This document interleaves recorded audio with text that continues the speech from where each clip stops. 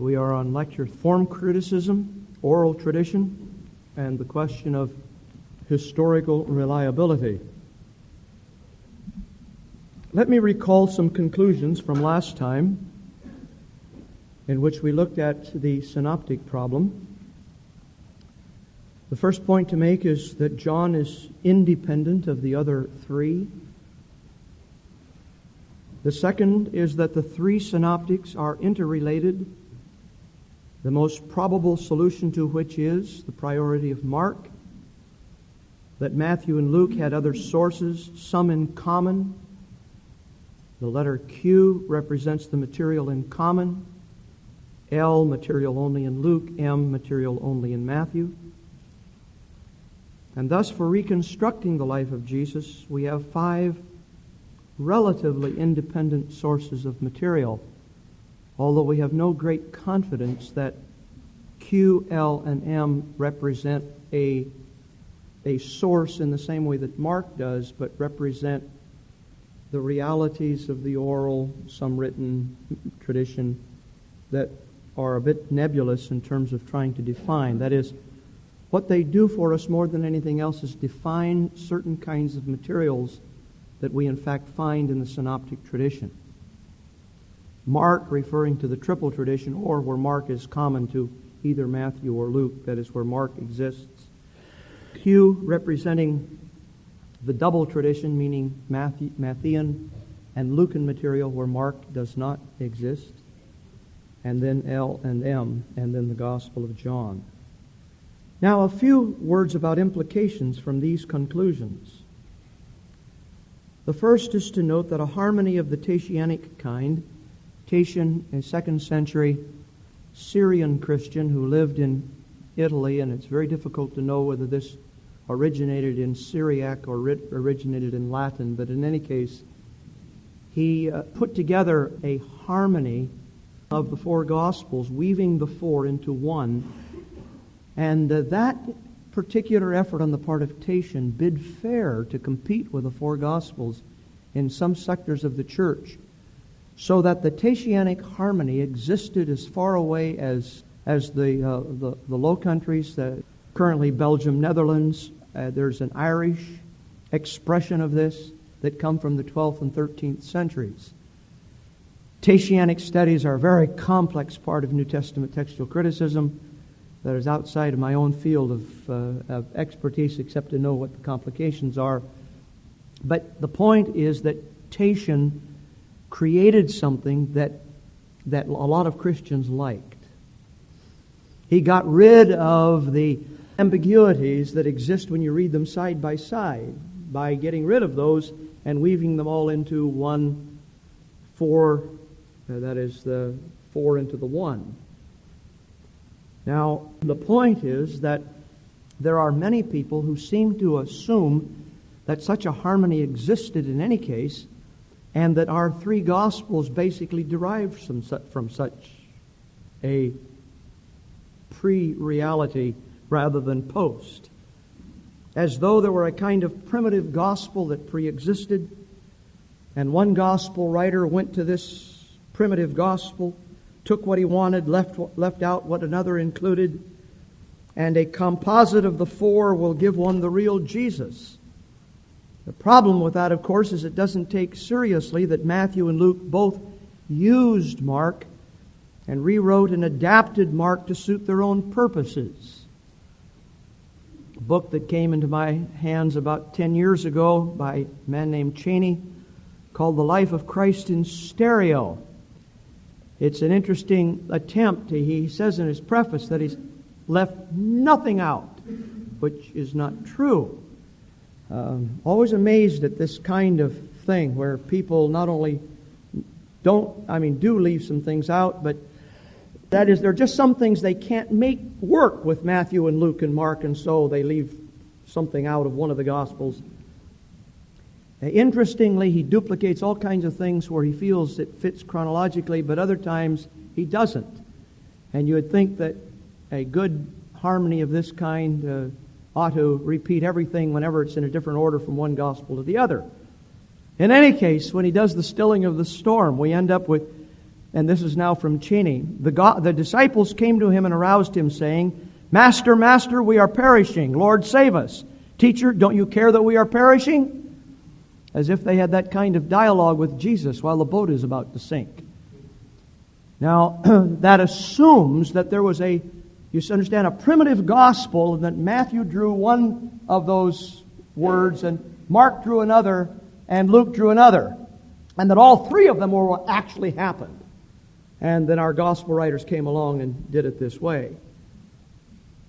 Now, that suggests then that the only thing that the gospel writers did was selectivity. I have to say that this is a continuing expression in the church of people who are basically embarrassed by the fact that God inspired 4 gospels. And they're embarrassed for God, you understand, more than anything else, because they've already come to some conclusions as to how God ought to do things. And when it turns out that it doesn't look like He did what He ought to do, then there's a tendency to try to help God out a bit. And so they help God out by doing this kind of thing and then trying to want us to take seriously that this is the real history, and the rest of this, that is the inspired text of the biblical record, is somehow less than adequate because it doesn't have all the data in any one of the Gospels. Well, the point is that probably isn't going to work historically. Again, all things are possible, but not all possible things are inherently probable. Now, a second of our implications from our conclusions of last time is that for the sequence of things, that is the chronology, Matthew and Luke are clearly dependent upon Mark. And where they lack Mark, they have practically no compatible sequence. We made point of this last time, and we'll show it in another instance a little further on, but all one has to do is just go to the index of the synopsis, and one can see very, very quickly when you go through the Sermon on the Mount and see what Matthew has in terms of Matthean sequence, and then look at the same materials as they appear in Luke. And you can just see that either Matthew or Luke, but the chronological sequencing just doesn't work when you have the two Gospels side by side. We'll come back to that particular illustration a little later in a different kind of context. Now, the point to make then is that John is quite independent and has yet further chronological differences, which we'll note when we come to look at each of our Gospels independently. All of this then to say that the sequence of things ultimately belongs to Mark in terms of the overall sequencing. And Matthew and Luke are dependent upon Mark for that sequencing, and when they don't have Mark, they simply don't have a sense of chronology with regard to the materials. And even when they're following Mark, they're simply following Mark because his narrative exists, and it's such a good narrative that there's good reason to follow him. But there is no implication by that they consider him to be chronologically in order, particularly because they independently choose to put things, that is, they use Mark but put it in a different order now and then, obviously at their own for their own reasons. Now, the third implication, the point is, of course, that the problem of chronology ultimately leads us back to Mark. When we come to the Gospel of John, we have a different kind of thing, mostly because we have almost altogether independent tradition. Very, very little in John that occurs in the synoptic tradition, and almost all of it happens in Jerusalem. So we're dealing with a completely different, set of matters and a different kind of gospel when we come to John's Gospel. So in terms of of what we call the narrative, the overall narrative of Jesus, we are ultimately all dependent upon Mark. And this is where it comes from. That means we have to spend a little time looking carefully at Mark to see what we think of that narrative because of its significance for all that we do. The third implication from our study of the synoptic problem is that the evangelists themselves do not have a static view of the tradition, nor a wooden view of their own work. That is, they do not carry a heavy hand upon things even for themselves, but what is certainly clear is that they don't have a static view in the sense that once it's written, I can only quote what's written and keep that, and then I can make some additions or something like that. That's obviously not how they viewed the tradition. Since they didn't view the written tradition like that, it is just as likely that they didn't view the oral tradition like that. That is, that they simply had a sense of reshaping the materials for their own purposes in making their narrative. Now, what is clear about the three evangelists is first that they exercise selectivity. Everybody agrees on that. Secondly, it is clear that they arrange, and in some cases rearrange, as they choose. By arrange, I'm talking about particularly Matthew and Luke with the Q materials. They arrange those however these materials come to them, but they at times rearrange when it comes to Mark. They might do the same thing with some Q stuff, but we don't know what Q looked like, so we can't make determinations there. The third point we can make is that as in the tradition before them, they themselves adapt the material to fit and thus to minister to their own interests. By their own interests, I mean their own communities. That is, the people for whom they would take the time to write such a thing. Otherwise, why rewrite the story at all? Just use the available ones. I mean, adaptation is a part of, lies with the fact that they are writing a gospel for their purposes. And the very fact that they do so suggests that other materials they have in hand, they do not sense as adequate for their purposes. Hence, they select, arrange, and adapt. We may conclude that they thus felt no 20th century urgency about their own relationship to their sources, including Mark. That is, first, they do not quote exactly, they do not acknowledge indebtedness, and they certainly do not equate good history with either chronology or precision. Now, one of the great difficulties that evangelical students tend to have with the Gospels and with the life of Jesus comes at this point. Evangelicals, by and large, are more products of the 20th century than they are of truly biblical theology at this point. And by that I mean, as 20th century people, there is a tendency to equate historicity with chronological accuracy and with precision. But that happens to be a 20th century phenomenon.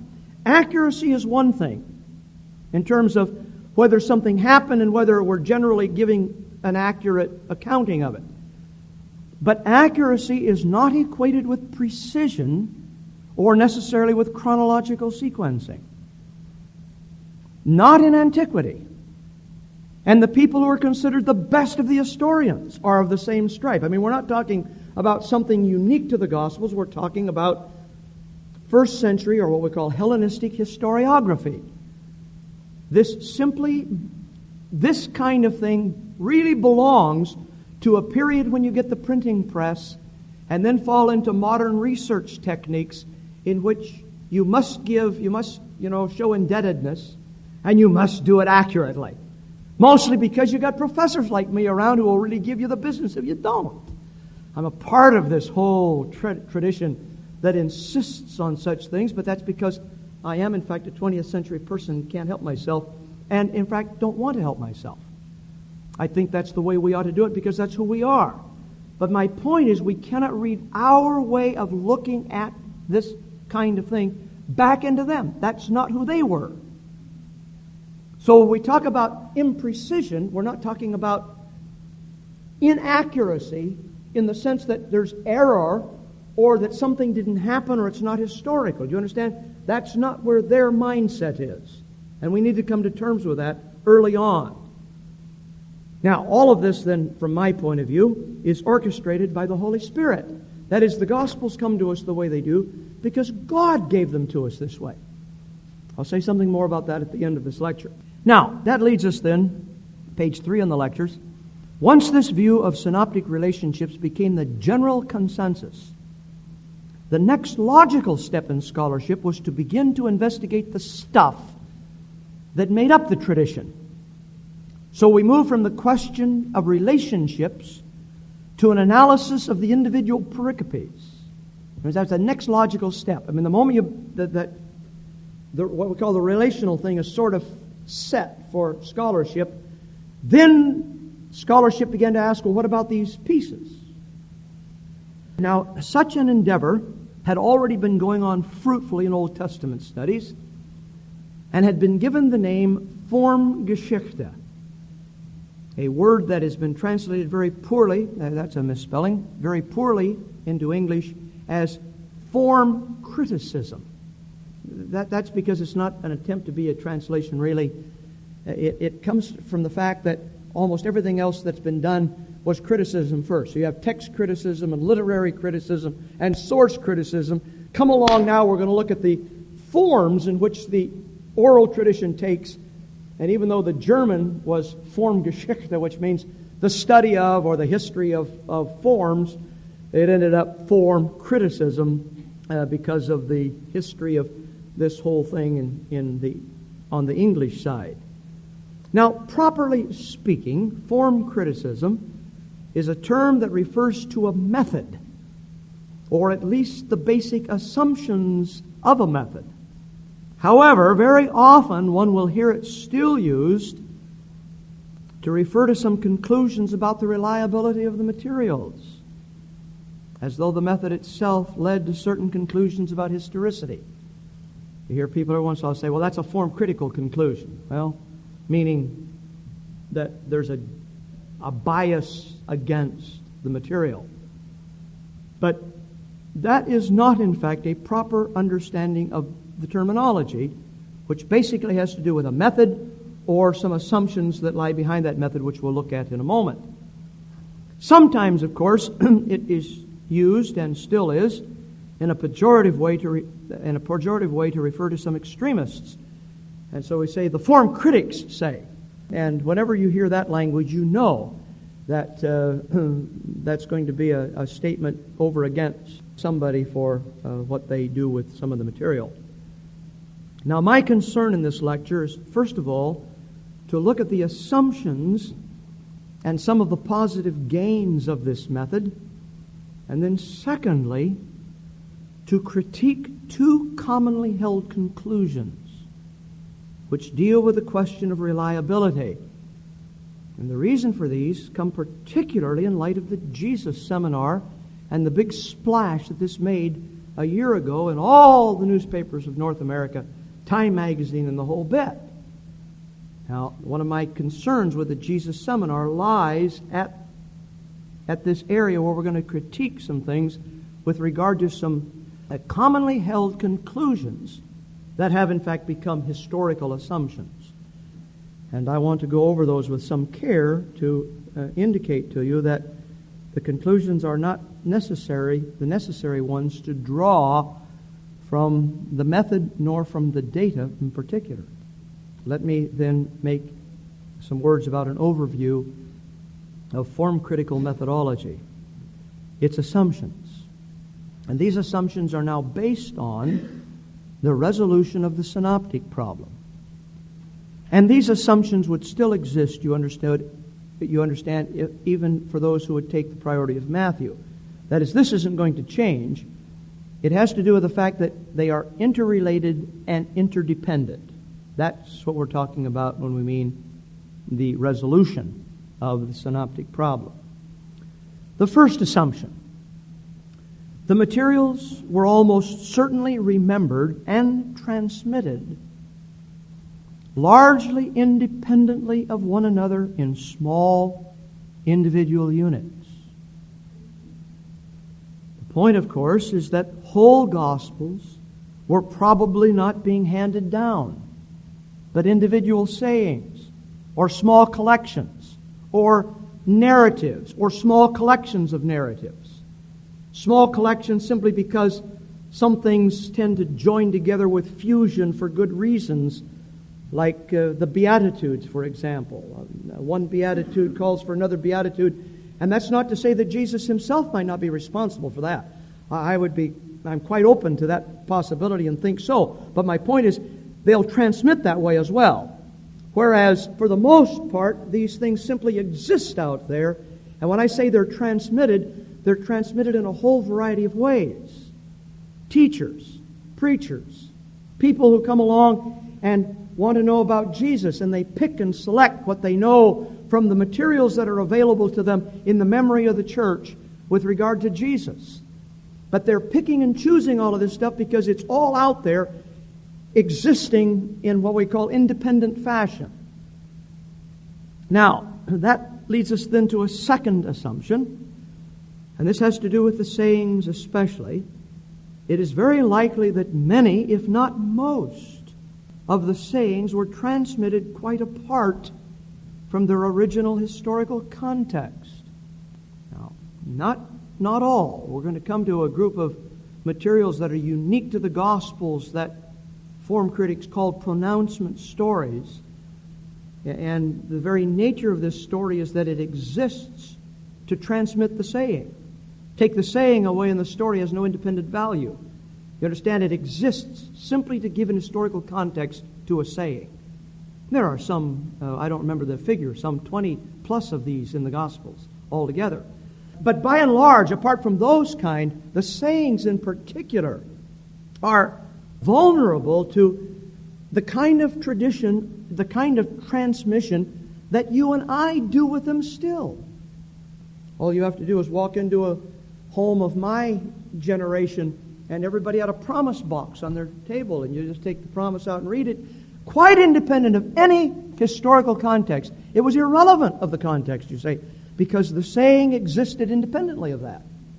Well, you understand, the promise box way of approaching it has existed from the very beginning, and I don't mean in quite the fashion that the promise box did, but you understand, in that kind of way of remembering the saying for the sake of the saying, but not always the context in which the saying actually happened historically. This means, of course, that for many of Jesus' sayings, we cannot always be sure of their original historical context in the life of Jesus. Thus, some sayings and pericopes are found in two or several settings. Now, let me make sure that I repeat often enough for the sake of those who continually want to say this to me, and I believe this. But the fact is, it doesn't account for everything. This is not to say, then, that Jesus did not repeat himself. As any good teacher, he undoubtedly did. And in repeating himself, he may have repeated himself in different ways. But our problem is that we are dealing with material that has gone through Aramaic in the early church for about 10 years, is then translated into Greek and is available to us only in Greek. So we don't have the many times Jesus said something. What we have is the saying of Jesus that already gets translated into Greek, and that's what gets handed down. So even if Jesus said it 10 times, it probably appears in its Greek dress in only 2 or 3 instances of independent translation. And therefore exists independently, the same saying, in 2 different forms that may go back to Jesus, but just as likely may not. Now, the very nature of the tradition suggests that the memory did not always extend to this matter, that is, to the question of the context in which the saying was expressed. And this seems the more likely given that some sayings have a precise setting in one gospel, but not in another. Take, for example, the Beelzebul controversy. Now, the Beelzebul controversy occurs clearly in 2 separate traditions. That is, there's a Markan version and there's a Q version. This is one of those places that we call the overlap of Mark and Q. Now, the thing that's fascinating here, and in my little putting out Mark, you see then you have Luke and Matthew that are parallel. They are roughly parallel to Mark because it's the same tradition. But in fact, they agree together against Mark in very significant ways. It's very difficult to believe that they independently made these same significant changes to Mark. More likely, therefore, what we have is the same narrative existing side by side in the early church. And why not? I mean, that's the way one would expect it to happen. In the Pauline churches, it exists in one form. In Antioch or somewhere else, it'll exist side by side, but in a different form.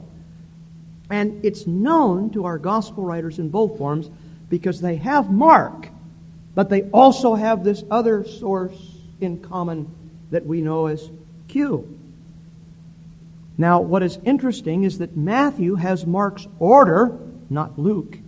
That is, Luke has it quite independent of Mark's order because he's following Q or using Q. But Matthew, though he follows Mark, uses the Q form of the narrative. So when we look at Mark, Mark has no specific historical setting. He just says, the scribes who had come down from Jerusalem began to say. And that's what I call a kind of colorless way that Mark introduces many of his narratives. He doesn't know the sequencing himself, so he just introduces it with this kind of, what he's giving it is a setting in which there is clearly controversy between Jesus and scribes. That's what Mark is interested in. And almost certainly that is the historical setting. It's hard to think that this could have happened outside of a setting like that. But in terms of anything else, it's not very specific. But when you come to Luke's gospel and Matthew, that is, Matthew, in the way Matthew redacts Mark, he gives it a similar kind of setting. It is very specifically, and this is what makes this clear that we're dealing with a Q tradition, because Matthew keeps this part of it that he doesn't follow Mark. After casting out a mute demon, then, and then we have our narrative. Very specific setting. After casting out a mute demon, then we have the controversy. And that's how it exists in Q. But Mark either doesn't know that specific setting, or if he does, he lets that go, because he's only interested in the controversy itself. But the point is, it exists in two ways. One very specifically, and the other one in a more somewhat general form. Now, in order for us to see how clearly the point we're trying to make here does in fact happen, let's look at the Apostle Paul. Now, Paul does not cite Jesus very often. He does so on 3 occasions. 2 of the citations are of the same saying. So he basically cites Jesus only twice. That is, he cites him 3 times, but cites the sayings of Jesus in only 2 sayings. That is, these are now in Paul's letters. Now, in 1 Corinthians 7:10, we have the divorce saying. And Paul very clearly attributes it to Christ. He says, to the married, I say, not I, but the Lord. And then he cites a tradition that's very close in form to the way it's found in Mark's gospel. Not identical, but certainly belongs to the Jesus materials as we find it in Mark. But if you had only Paul, there would be no way you could find the historical setting of that saying. You understand? Paul uses it the way we use it. We cite it, but we cite it apart from any interest in where and when Jesus said it. And my point is, the vast majority of times people cite Jesus, they're going to do it that way. Same thing is true with regard to the workman is worthy of his the person who works is worthy of his or her hire. In 1 Corinthians 9:14, cited in its Lucan version in 1 Timothy 5:18. And again, very clearly applying a word of Jesus to his historical setting, but with no concern for the context in which Jesus himself spoke these words. Similarly, Luke records Paul as referring to a saying of Jesus in Acts 20:35. As the Lord said, Paul says, it is more blessed to give than to receive. A saying that does not in fact occur in any of our Gospels. Now we're going to come back and do a little exercise with that in a minute to show you the kind of thing that Mark, Matthew, Luke face when they write their Gospels. Well, all of that, then, to indicate that we don't know whether Paul knew an original context, but he's a part of the transmissional process in which there is no interest in that context.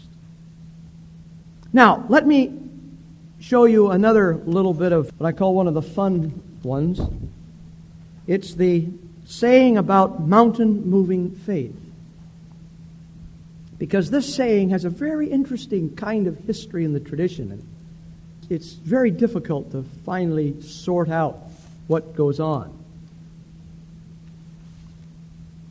The saying first appears in Paul, 1 Corinthians 13:2, as an allusion.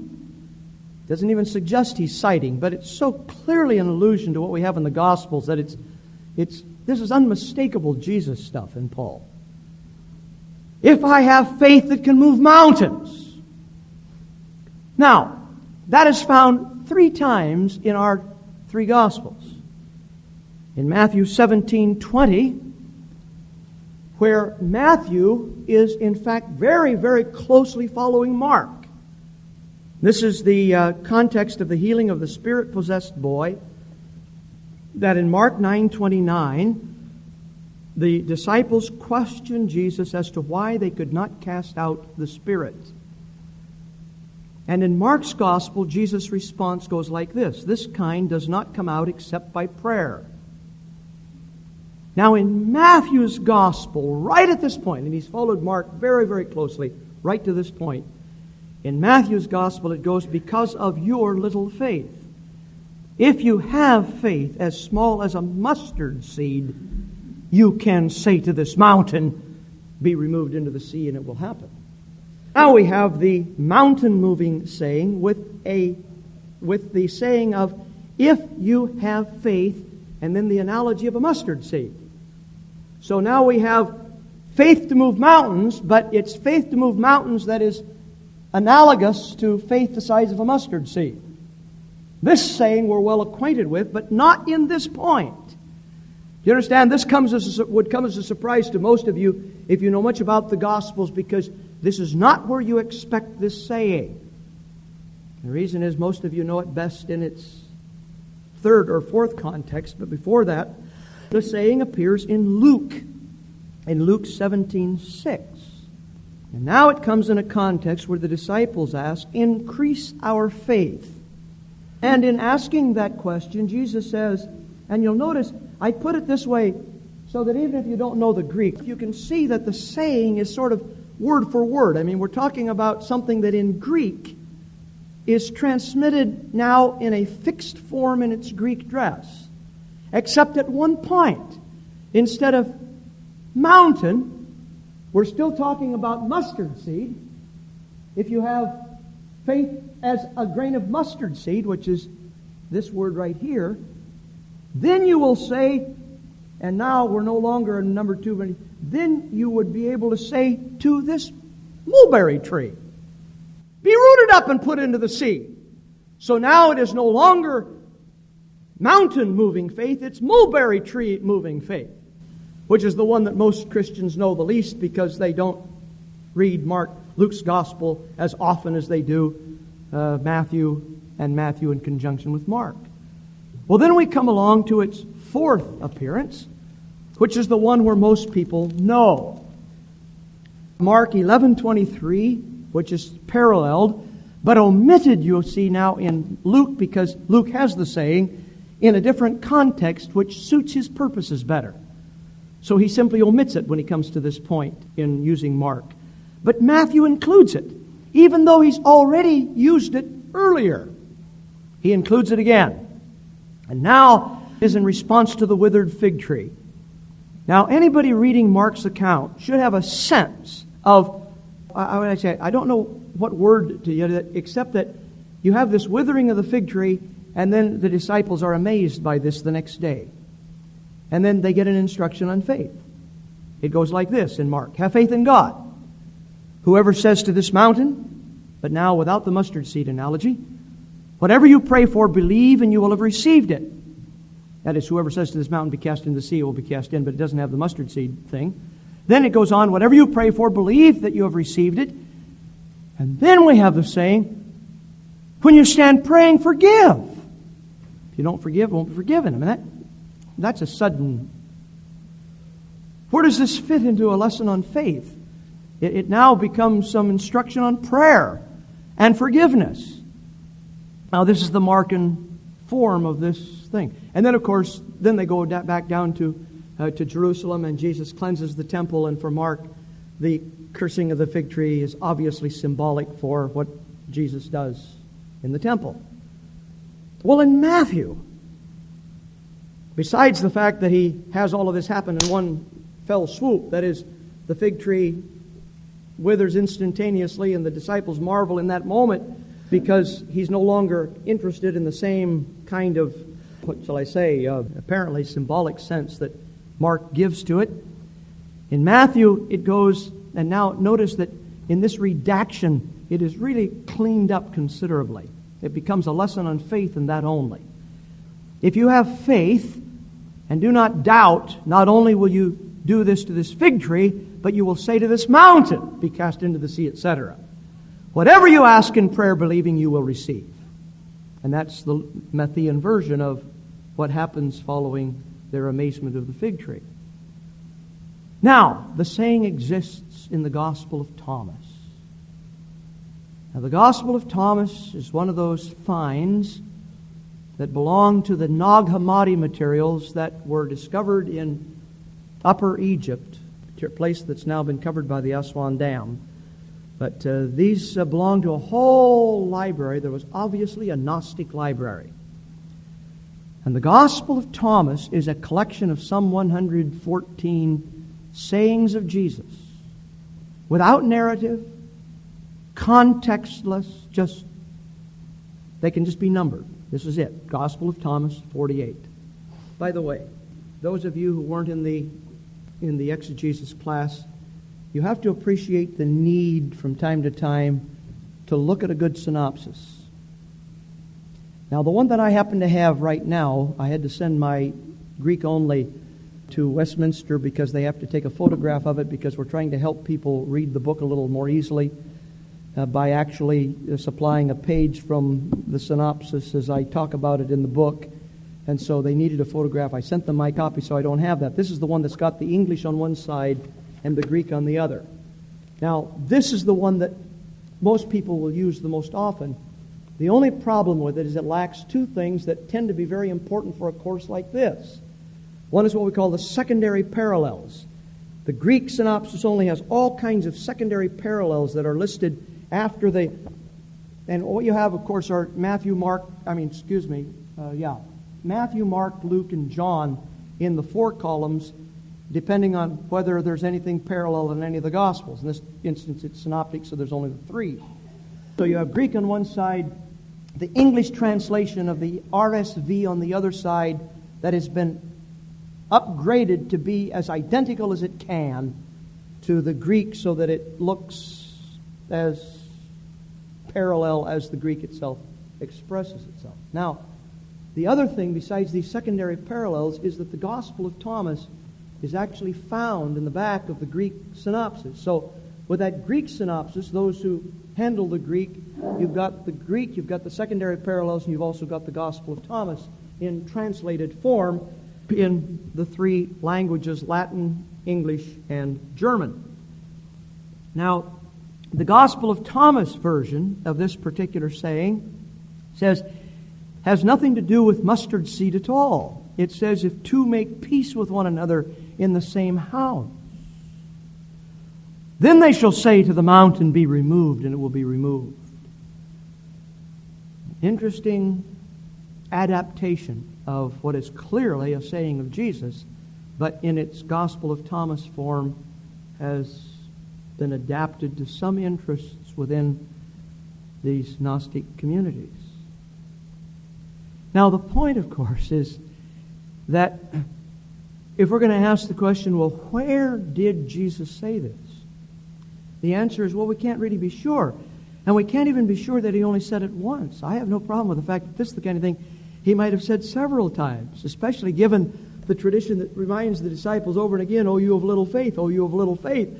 This is the kind of thing you might hear him say again and again. But the point is, the way it comes to us in the tradition suggests that the gospel writers themselves are responsible for its current existence in its various points. Now, it would seem to me that there's very little question that it's an expression about faith, and that it's probably expressed to disciples.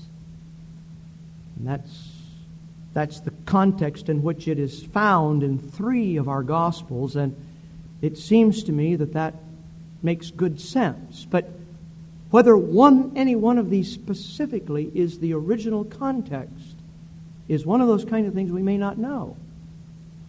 It becomes illustrative for the purposes of our evangelists as they write their gospel. Now, as I've already suggested, it's likely that Jesus said this in 3 different ways, in 3 different settings. But given Paul's allusion, it probably goes along without context. Now that down to point G then, what we may be relatively sure about in all of this is that materials were preserved and transmitted to meet certain needs in the church. Do you understand? The reason for preserving the Jesus materials, for the most part, was not simply historical recollection, but it was historical recollection as that recollection continued to minister to the needs in the church. They were remembered the way Paul remembers them. I say to you, not I, but the Lord. That is, it's remembering Jesus to press a point home in the context of teaching or correction. And what we lack from our history is what or how this material would have been handled in what we call the hands of somebody who was basically teaching people about Jesus.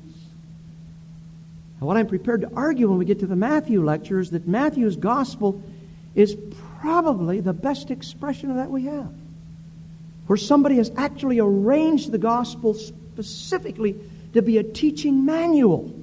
But the teaching manual is not interested in the specific historical context of all the sayings of Jesus. He's far more interested in what Jesus means for the context in which he's teaching Jesus. And that's how the materials are arranged. Now, that's as close as we can come. This is what we're given. Well, let me give a final illustration that is even more telling, that will lead to the next assumption, and this has to do with the collection of sayings by Matthew in Matthew 10:16 to 42. The fact that this is a Matthean collection. Now, by the way, the historical context, that is the context, the historical narrative that is going to serve for Matthew as the context for this collection is Jesus sending out the 12. Now that will become very clear to you. When you read Matthew 10, it will become very clear to you why all of these sayings have been collected by Matthew in conjunction with the sending out of the 12. And the reason for it is that all of them have to do with instructions for people who are missionaries of some kind. That is, everything that Matthew had his hands on, that is what I call missionary instructions, gets gathered and put into this context. Now, that it is in fact a Matthean collection seems clear from comparing verses 18 and verse 5. Let's look at verse 18 first. On my account, you will be brought before governors and kings as witnesses to them and to the Gentiles. Now, at the same time, Matthew has preserved the Markan tradition of the sending out of the 12, which in verse 5 reads like this. These 12 Jesus sent out with the following instructions. Do not go among the Gentiles. And yet we have a saying right following it that has to do with what they will do when they go among the Gentiles. Although in the historical sending out of the 12, they're specifically told not to do that. Now, when you compare the same sayings in Luke, just look at this order of things. And there's no sense in my just except running through to note that I've just simply kept the Matthean sequence, and now look at Luke 10:3, 21:12-17, 12:11. He doesn't have the one. Then 6:40 doesn't have the next one. Then 12:2-9, 12:51-53, 14:26-27, 17:33, and 10:16. And look at the contexts. One of them, the sending out of the 72. The other, an Olivet Discourse, which is eschatological. Another occurs in the Sermon on the Plain. Two of them occur in discipleship, which is close enough. Another occurs in the call to the multitudes. Another in eschatology. And the final one in the conclusion to the woes of the cities. Now the same sayings, the highest kind of verbal agreement. Matthew has gathered these and simply put them together because they all speak to one thing. What you can expect when you're a missionary of the kingdom. And what you can expect is not soft treatment. You read these sayings and sort of get overwhelmed with the fact that to be a missionary of the kingdom means a few zaps here and there. And Matthew has given a full catalog of the sayings of Jesus illustrating these realities. Now, this final illustration leads then to the third assumption. We may reasonably conclude that the present arrangement of the individual pericopes and sayings is largely the work of the evangelists themselves. Now, some of this almost certainly happened during the oral stage. That is, many sayings either actually occurred together, as in any good oral teaching style, or they were brought together in the transmission. Take, for example, Mark 9:49 and 50, three sayings about salt. Everyone will be salted with fire. Salt is good, but if it loses its saltiness, how will you season it? Have salt in yourselves and be at peace with one another. Those who have read chapter 3 of New Testament exegesis may recall that I've used this set of sayings for the illustration on how to preach from Mark's Gospel, and use this very disparate collection of sayings in the Markan context. And how to do your exegesis that gets you into these sayings and into the Markan context, that I think you can make a great sermon. But when you look at those sayings on their own, just outside the Markan context, it's clear the only thing holding them together is the word salt. I mean, there's no sequence, there's no, just, this is what I call the salt collection. And that's what holds it together. Now, this probably happened, Mark may be responsible for this. It could have happened before him. It's very unlikely that Jesus just rattled these three off, in this sequence. You and I would have much trouble with that as hearing it from Jesus as we do in the Markan context. I've never heard anybody preach from any of these, by the way. That's why I chose it for the illustration in the Exegesis Handbook, because I was so intrigued by these one time. I said, and nobody ever preaches from these things. They're too tough. So why not preach from something tough once and see how it comes out? See if you don't benefit a congregation immensely by coming to terms with this kind of material that sits so nicely embedded in that Markan context to get something across that Mark wants across. And there's no reason to doubt the authenticity, you understand, of any of this. We're not talking about the authenticity of it. We're talking about its current arrangement, which is where Mark or somebody before Mark comes on the scene. Well, the same thing then happens in Matthew 6, 2-16. And I do want to throw this one on the overhead because it's so clear as to what's happening here. And this so-called collection almost certainly goes back to Jesus, because what we're dealing with are the three principal expressions of piety and Pharisaism: almsgiving, fasting, and prayer. Or is it prayer and fasting? Yeah, it's almsgiving, it's prayer and fasting. And you'll note each one of them is almost exactly alike. When you give alms, do not be as, but do it in secret, and your Father who sees in secret will reward you. Not reward you openly, please. That's a textual corruption that came in a later time when people could hardly imagine that the reward shouldn't happen during our existence. So they say reward openly. Well, the point, of course, is that runs absolutely contrary to the saying. Jesus says, do it so nobody knows. Only God knows.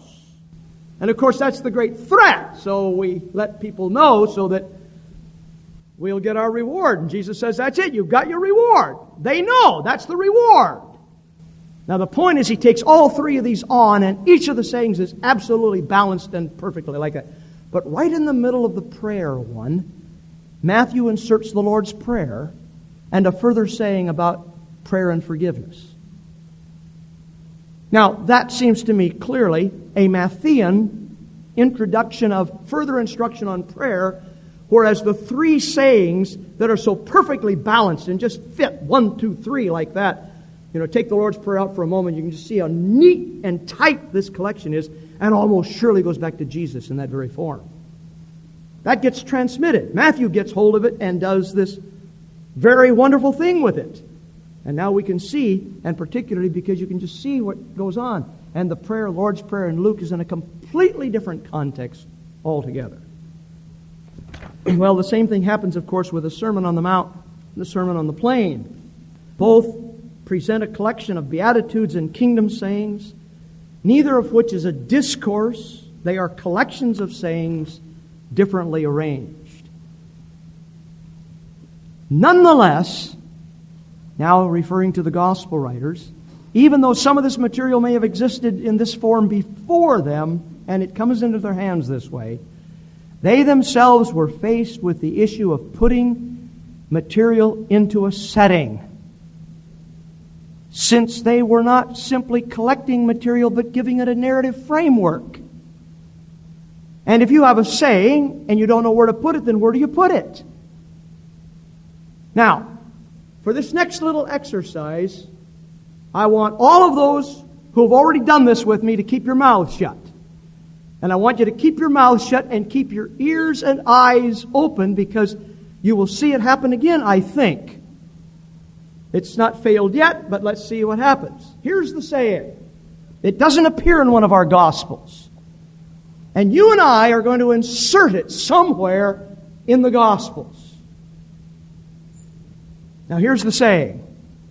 The Lord Jesus Himself said, "It is more blessed to give than to receive."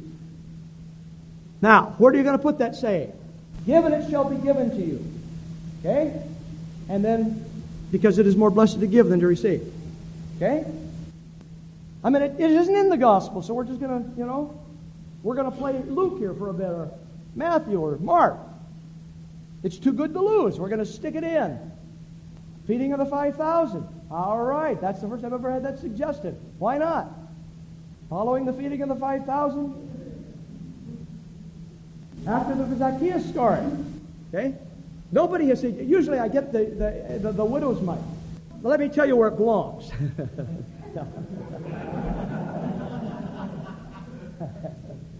It probably doesn't belong to the Beatitudes because it isn't one. It doesn't really say, notice carefully now, it doesn't say, blessed are those who. The Beatitudes are congratulatory words. Now, this is the most common. I do this exercise, and the first thing that students, Beatitudes, but it's not a Beatitude. This is just simply a pronouncement. It is more blessed to do this than. Beatitudes are always congratulatory words. Blessed are those who do this, or blessed are you. Well, it really fits best in a context like Luke 12:32, the one that Scott actually alluded to. Given it shall be given to you, pressed down, running over, etc., etc. For it is more blessed to give than to receive. And you notice how neatly it would have fitted there. And you ask yourself, since Luke himself includes it in Acts, why he didn't do that. I don't know. Anyway, that's where it belongs, and we'll... no, I don't know. And the point we're trying to make is that the gospel writers had to do this over and over and over and over again. What they have are the sayings. They have a narrative. And they're constructing the narrative, and they have to include this material. How are they going to go about doing it? What causes them to do it in one way and not another? That becomes one of the questions as to how we handle our sources, because they clearly do that. Now, let's see let me finish this page and then we'll take our break and go out and see Eugene. The net result is that we simply cannot be certain of the chronological setting of everything, except, of course, in those cases that intend to be chronological, like when they say 6 days later. I mean, that's so intentional, we take that seriously, but we have so little of that. Now, let's say something about chronology. Lack of chronology is clearly evidenced in Luke's great central section, which we're going to note when we come to Luke's Gospel. Fully 1/3, it's almost 40% of Luke's Gospel lands in this travel narrative in the middle of his Gospel. And once you look at that material, you can quickly see that chronology is of no interest to Luke at all. That means, therefore, that when Luke says in his introduction that he set about to put things in order does not mean in chronology. In order means an orderly account. That's a readable, orderly narrative. In fact, the word is never used in history to refer to chronology. It has to do with the way things are put together and structured and ordered. Now, this is not to say that nothing is in chronological order. One may, in fact, have a sense of earlier or later with regard to many of the materials. Some things just cry out what I call this is early stuff. And other stuff really does look like it belongs to the stage when the opposition is mounted and that type of thing. But by and large, we are simply left with Mark.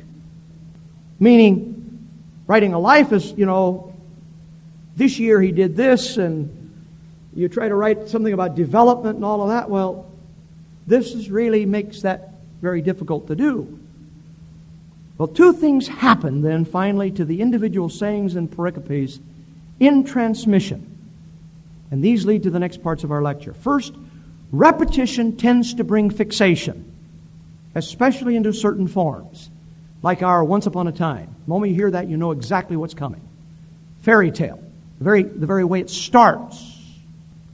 And so repetition gets things fixed. And the more they're repeated, the more often they tend toward, so what I call there's a kind of a gravitational pull toward fixation with repetition. On the other hand, adaptations inevitably develop as the material is disseminated. This is particularly true, for example, as they change cultures. Forgive debts becomes forgive trespasses. Or the wise and foolish builders. What do the wise and foolish builders do? Let's take the wise builder. And let's take the foolish builder, since the wise builder doesn't do what the foolish builder does. What does the foolish builder do?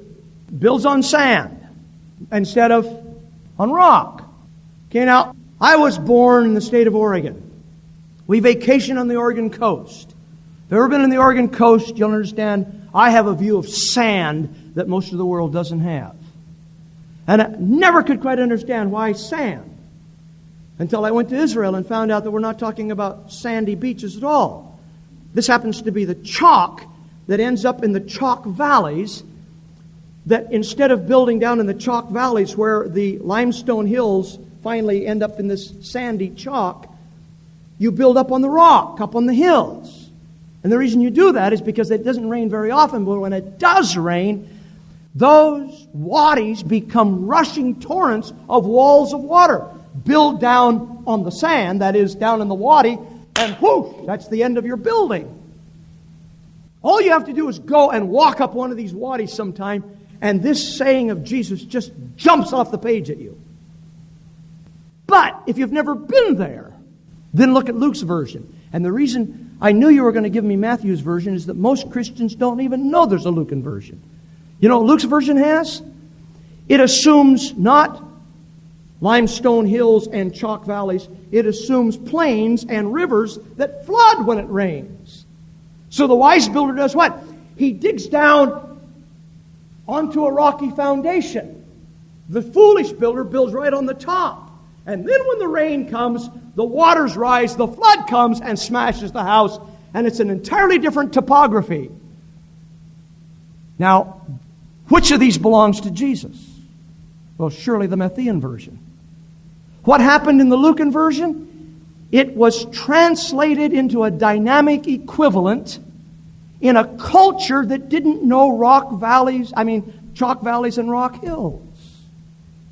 I said this one day in a class, and a Wycliffe missionary nearly came out of his skin. He said, that's exactly what we've been trying to do in these cultures for years. And now I have a paradigm in the gospel itself for it. Which is what happens. The adaptation takes place as it goes from culture to culture. It's a simple adaptation. Most people don't even recognize what's happening when they read them side by side until I point it out. And you'll never ever again be able to read those two without recognizing the topography of the two situations. Now, those kind of things happen, so we're going to look at both of these. Let's take our break. The classification of forms is the most positive gain that comes from form criticism. And I'm not going to go through all of this. I've just simply outlined the sayings and then indicated that there are wisdom sayings, prophetic utterances of all kinds. There are pronouncements on Torah, the I sayings of great importance, the similitudes and the parables. And my reason for doing this, you understand, is that when we get to the Jesus stuff, I will continually use this kind of language. Because it's just convenient. It's convenient labeling of certain kinds of materials. So that's the reason for including it. The narratives, I want to say just a couple of words because, frankly, the narratives don't take form as easily as the sayings do. Now, the pronouncement story, which is unique to the Gospels, I've already indicated, is a saying transmitted with a context. Without the saying, there simply is no story. Now, just listen to the one in Mark 12:17. Give to Caesar what is Caesar's and to God what is God's. Just think of what you and I might think that saying meant if we didn't have the context in which it came. You understand the incredible value that at least, some 20 whatever of these occur this way so that we have some sense as to how some of these sayings actually worked. And if this one is just what I call let loose into the tradition without its context, I've often wondered, it wouldn't be a fun exercise to just try to, forget, is it lawful to pay, taxes to Caesar, and just think of what this saying could come to me. And think of the stuff we would preach on it. Well, anyway, don't think of it. It might be less exciting than I think. The next so-called form is the miracle story, which simply has three elements: the description of the circumstances, then the healing itself, and then the description of the result or the impression made. Then we come to stories about Jesus, which in fact are formless. Bultmann gives them the horrible name of legends, and legends by the very word is pejorative, and it ends up meaning that you don't believe that they're true. But they have nothing to do with form at all. They're just simply formless. They're stories about. The amazing thing is that there are so few of them. Baptism, testing, transfiguration. The longest of these, in fact, isn't about Jesus at all. It's about the death of John the Baptist. It's the longest of these stories in the gospel tradition. And it's a John the Baptist story. Amazing. So little of that exists with regard to Jesus. Now, then we finally have the Passion narrative, which is a true narrative, but it is also filled with individual pericopes. That is, there is a Passion narrative in which is the story of the Passion, beginning with the beginning of the week and carrying us through. And you know that story very well because we repeat it at the Passion, at the season, at the Easter season every year. In that Passion, then there are these individual pericopes that obviously are inserted by either Mark or sometimes Matthew and Luke that help to illustrate or to fill out more of the things that are going on in the Passion narrative, especially conflict stories. Now, as we indicate, all of this is very useful, and we'll lecture on some of the forms as such, particularly the parables, the miracles. However, here's where I really disagree with a lot of what is known as the form critics. Contrary to some who originated the method, discovery of the form itself tells us very little about authenticity. one of the most amazing bits of New Testament scholarship from my perspective. I mean, others don't see this amazing at all, but it's because they fall in a different way of looking at life. But Bultmann rejects all the miracle stories on the basis of their fitting the form of miracle story, and miracle stories can be found in the Hellenistic and Jewish materials. Hence, he rejects them all, as he says, on the basis of form. Well, that's flat out balderdash. He doesn't reject one of them because they're form. He rejects them because he doesn't believe in miracles. And that has nothing to do with the form in which they take. Put them in any other form and he'd reject them anyway. The point is it has nothing to do with form. That's a philosophical question of a different kind. And I reject that as a formal consideration. Although in his book on the history of the synoptic tradition, he categorizes it as something he's doing on the basis of form. Well, all you need to do is read enough Bultmann and you'll recognize that that is simply not so. And it amazes me that anybody thinks that you can dismiss the miracle stories on the basis of form, because this form exists. I keep saying, how else would you tell the story? I mean, think that one through sometime. How else would you tell a miracle story except the description, the narrative, and the result? I mean, how else? You certainly wouldn't start with a result. I mean, there's something about that whole thing that, well, you can see I'm not altogether objective. But we do need to talk about the quest for the original Tzitzim Laban. It does not take long to recognize that the materials in the Gospels can have two or three life settings. That is, there's a life setting for Jesus, then there's the life setting of the early church, and then there's the life setting of the Gospel writers. Now, in some cases, when people use this kind of language, by life setting they mean its origins. Did it originate with Jesus, or in the early church, or at the stage of Matthew? But again, that's what I call a viable historical question. I'm not going to reject anything that's a viable historical question out of hand in a course in which we're trying to be, first of all, good historians, despite the fact that there's a commitment of faith in terms of my belief in what's going on. So as an historical question, it is in fact a viable historical question, whether the material came into existence at one of these points.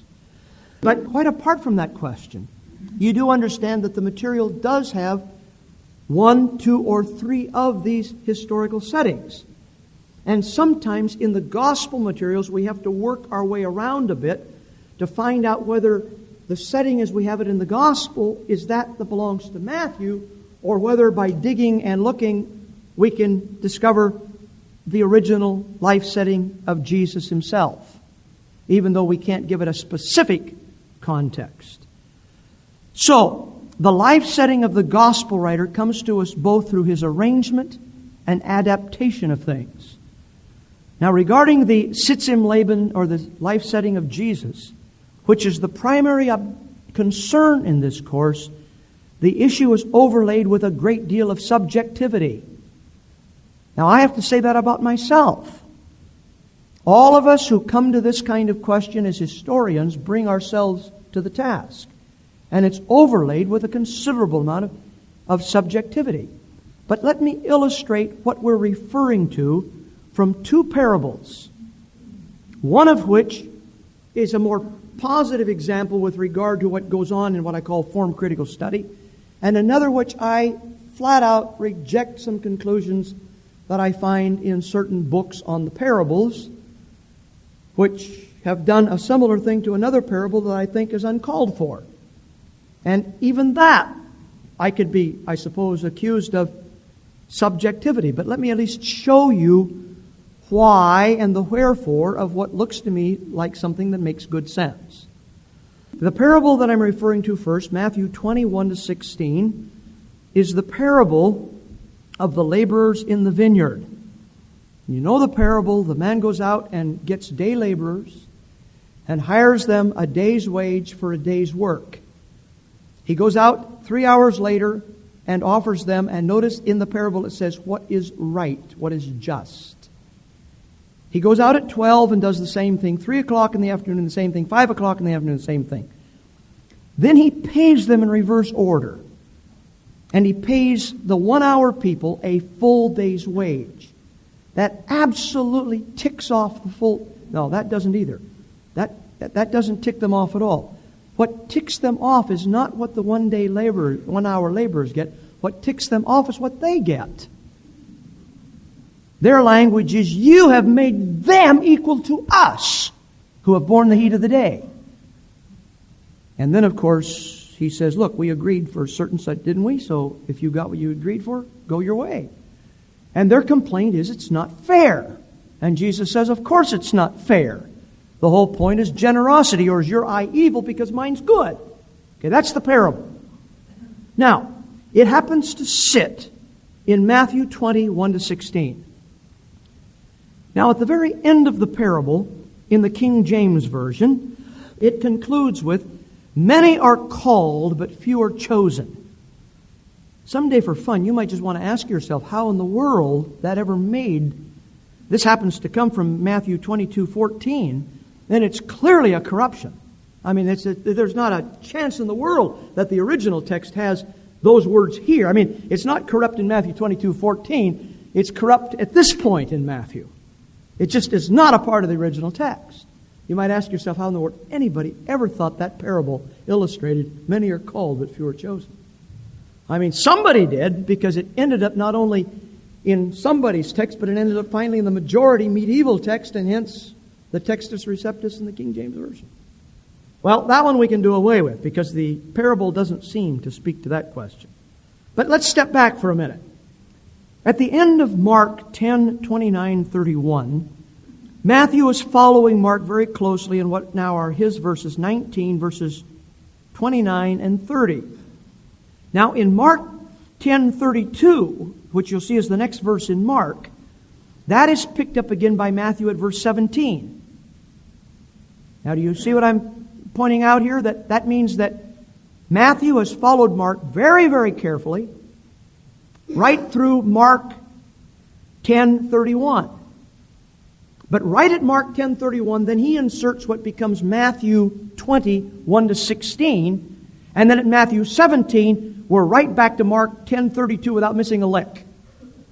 So it's one of these clear cases where he has simply inserted this into the Markan framework. Now, notice what he's inserted. He's inserted the parable and its conclusion, which is now verse 16a. Now, notice back at the end of Mark 10:31, parallel Matthew 19:30, it says, many that are first shall be last, and the last first. It's immediately following these words, which Matthew cites from Mark absolutely word for word. It is immediately following these words that he inserts the parable. And the parable in the Matthean version concludes in 16a with that saying now repeated, but in reverse order. The parable ends, the last shall be first, and the first last. Now the question for us is, did that saying belong to the parable when Jesus spoke it? Or did that saying become a part of the Jesus tradition that was attached to the parable in the oral tradition? And by the way, why is it attached if it's that? Not because it illustrates the last first and the first last, but because that is in fact the way they got paid. The last got paid first and the first got paid last, and in effect they end up on that side of things in the parable. You understand? So it's kind of got a double entente to it. But whether Jesus made that saying as the point of the parable or not is the question. Does it belong to the original parable? If not, as I think likely, when did it get attached? And did Matthew do it? I tend to think it got attached in the oral stage. That is, in that second Zitzim Laban, in the early church. Now, Matthew has thus inserted the parable with that saying at the end into a context on discipleship. But on what basis?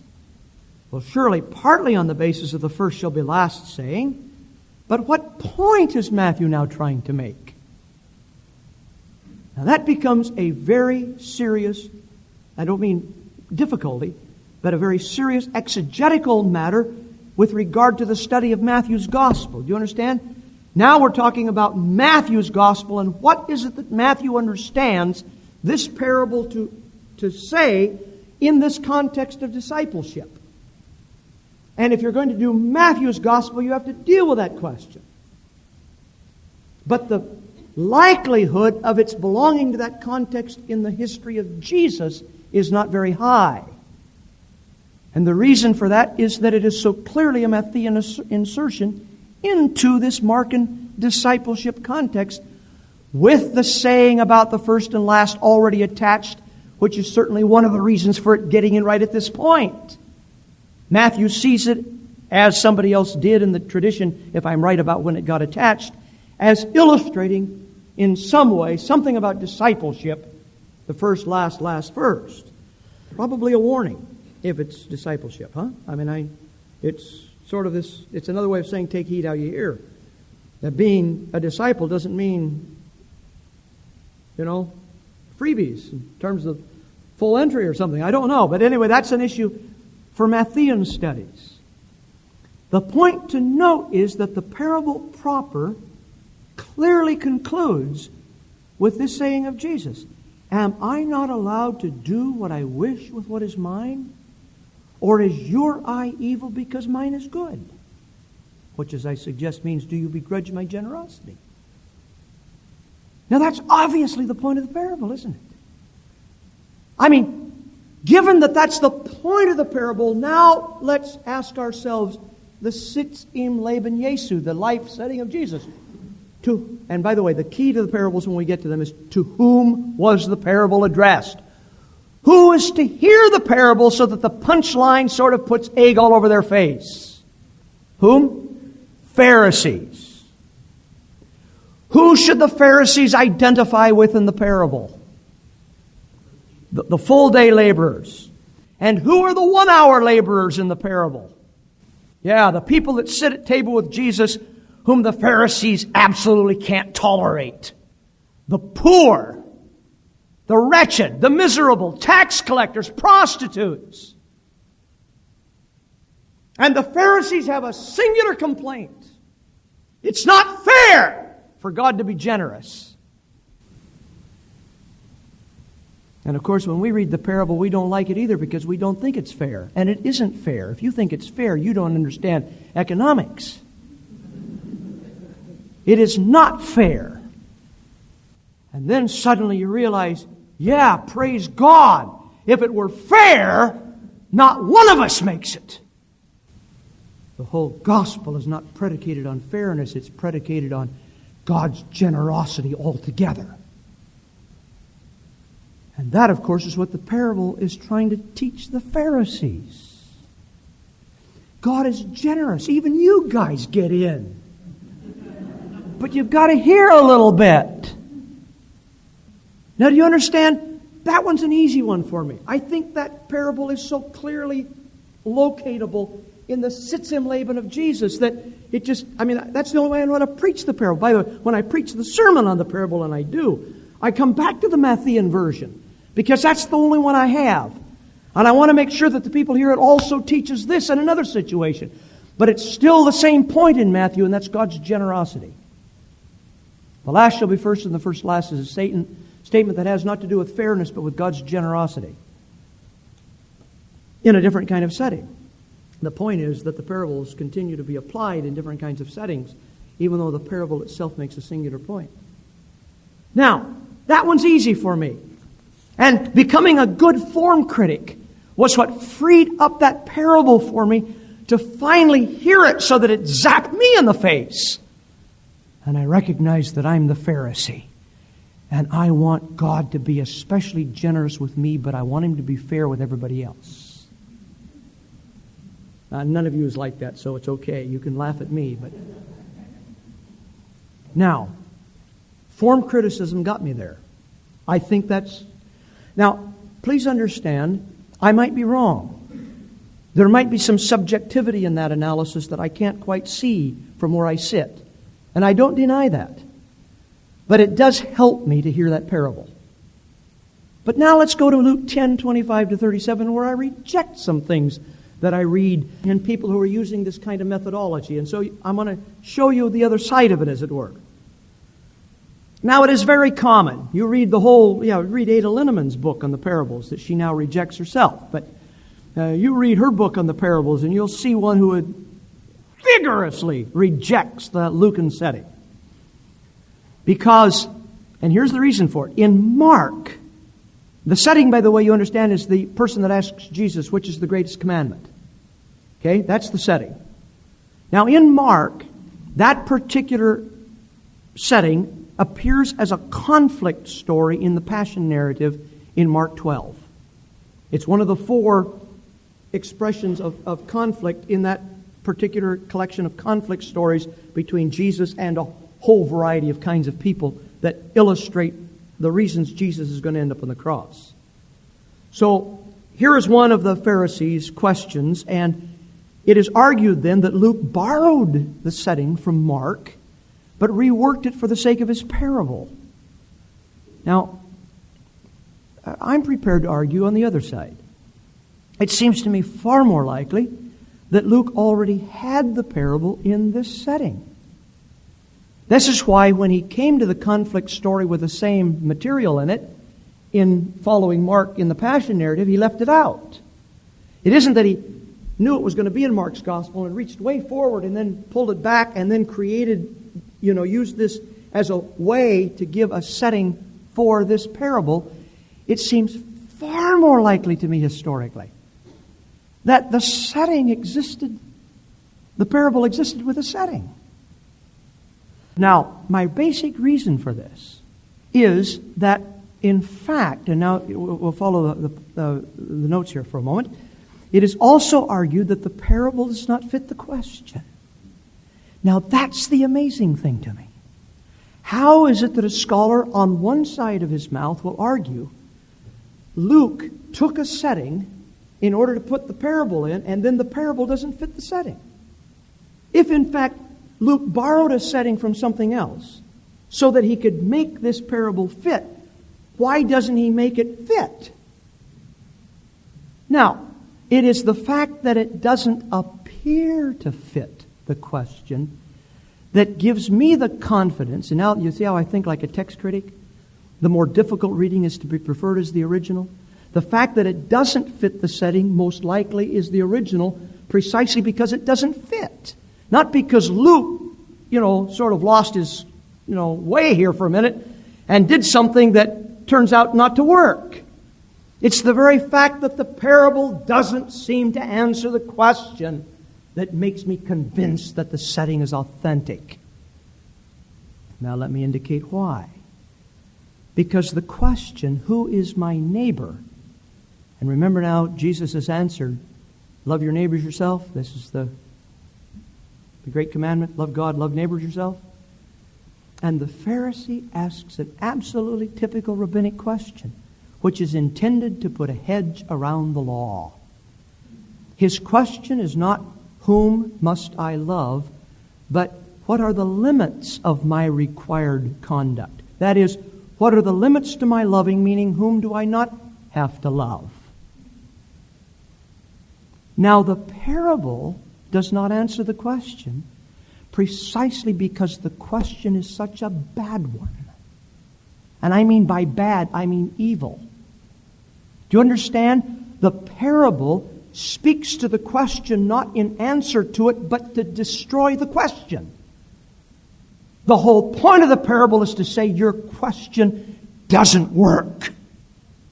The hated Samaritan refused to draw such boundaries, go and do likewise, which is the point of the parable. In other words, when you finally hear the parable, you come to a realization it isn't so much that we're being told, act like the Samaritan, which of course is always true, but don't act like the Pharisee who asks questions that set limits to love. Because the moment you do, you can no longer think about being in the kingdom of God. Do you understand? In God's kingdom, this is an absolutely illegitimate question. Absolutely illegitimate. You cannot be in God's rule and ask, who is my neighbor? And the whole point of the parable is to destroy the question. The clearest evidence of that, when Jesus asks him who, he didn't ask who, in terms of who acted like a neighbor. And the guy can't even bring the word Samaritan out of his mouth. He says, I suppose the one that showed him kindness. Well, of course. Of course. Jesus has set this guy up. He has set him up to get the lesson of his life with what has to be one of the most marvelous stories that's ever been told on the face of the earth. Now, my point is, that makes so much sense in that context. It's hard for me to believe that Luke could have created that in terms of just what I call historical narrative. Whereas in terms of Jesus' actual history, that fits Jesus. So, my point is, there's a great deal of subjectivity. I'm not saying it couldn't have happened the other way. I'm saying that it makes more sense to me that it didn't happen that way. And you have to hear me say that, because here now you're going to appreciate one of the difficulties we have in this course. We have to continually keep saying things like that. It makes more sense. It makes more sense. It seems historically more probable. But that's what we have to deal with. Now, we don't have to deal with that when we deal with Mark, Matthew, Luke. We just look at them and say, that's the way it is. It sits there that way for me. What I have to try to do is figure out why Mark, Matthew, Luke did this. But when I'm dealing with Jesus, I have to continually say, it seems more probable or more likely given these reasons. Now, my point is, the reasons ought to fit why it seems more likely. And that's what it seems to me good historians are about. Well, all of that to say, then, that these two illustrations illustrate both the validity of such work, but also raise a plea for caution. Such activity becomes the more tenuous when it is applied to the content of a pericope or saying as well. That should be an of instead of an or in that first thing there. To the content of a pericope or a saying as well. Look, for example, in Matthew 7:21-23. Not everyone who says to me, Lord, Lord, shall enter the kingdom of heaven. A saying which has a very clear parallel in Luke 6:46, which is the Lucan Sermon on the Plain. But in Matthew we have this additional stuff. But the one who does the will of my Father who is in heaven. Many shall say in that day, Lord, have we not prophesied in your name? And in your name cast out demons? And in your name have done many mighty works? Now the problem with that saying, of course, is that the casting out of demons and the doing of mighty works in Jesus' name clearly belong to the Tzitzim Lev and Yesod. But what about prophesying in Jesus' name? It's hard to imagine the historical setting of Jesus in which people would be prophesying in Jesus' name. You understand? It doesn't seem to fit his context so well. Now, we have several ways of going at this. Did Jesus anticipate the problem and therefore speak to something that had nothing to do with his disciples, but had to do with something that was going to happen at a later time? Again, I don't deny that possibility, but it doesn't seem to have, what I call immediate word to his disciples. Or, secondly, did an original saying get shaped to include this phenomenon? That is, it includes the other two, which could belong to the historical situation of Jesus, but this one reflects the shaping in a time when this is actually going on in the church. Or, as some hold, did the saying itself originate in the early church altogether? Now, at this point, I want you to note the caution of Morna Hooker, distinguished Lady Margaret Professor of New Testament, Cambridge University. The fact that a story has a setting within the life of the early church does not necessarily mean that it could have no place in the life of Jesus as well. Do you understand? There's a kind of a common assumption about if we can find, if it makes sense in the situation of the early church, therefore that's the only setting it's allowed, and therefore it doesn't go back to Jesus. Well, all Morna Hooker is saying of this kind of thing is look, let's be good historians. And good historians don't think that way. Now, personally, I have to suggest I think B is the better solution to this one. I think we're dealing with, again, real Jesus stuff. Mostly because it fits the Jesus setting. But in the process of transmission, it continues to include other things of the same kind that speak to the situation of that church. That's my understanding. Since these kinds of adaptations do take place, I would tend to think so. But creativity out of whole cloth, I have difficulty with that.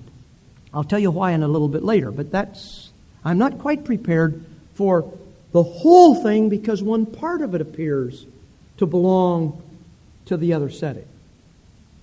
Well, in any case, that leads us then to the question that you've all been waiting for. Why did I spend so much time getting here? The question of authenticity, historical reliability. This question comes in two forms. The first in the form of the creativity of the early church. It has become common to see the Gospels as riddled with sayings created by the early church to meet its ongoing need. That's a different thing from adapting the material in the process as needs, occur in the church. Creating sayings out of whole cloth. Now, let me be sure that we're fair. I don't take this position, but I want to be fair with those who do. Such creativity is not considered to be willy-nilly. That is, here's a situation, I got to have a saying, so I'll get one, and it's not that way. But rather it is considered to be the active, ongoing word of the risen Lord as He speaks through Christian prophets. Now, I've cited from Bultmann as the fairest way to present this point of view. And you can understand how historically this could make sense. The church, Bultmann said, drew no distinction between such utterances by Christian prophets ascribed to the risen or ascended Lord. And you understand what's going on here is that somebody is now speaking, thus says the Lord.